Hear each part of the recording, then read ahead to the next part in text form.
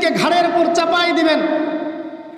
কারণ রাসূল কারীম সাল্লাল্লাহু আলাইহি ওয়াসাল্লাম বলেন, ইজা তারাকতুমুল জিহাদু ফাসাল্লাতাল্লাহু আলাইকুমুজ জিল্লাহ।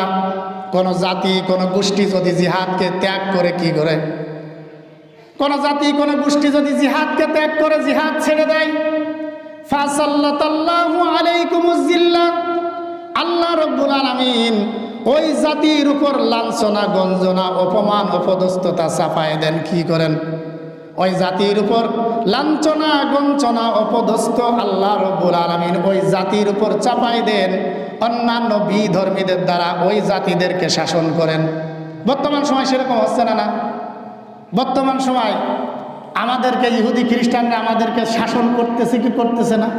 করতেছে না বলেন তো?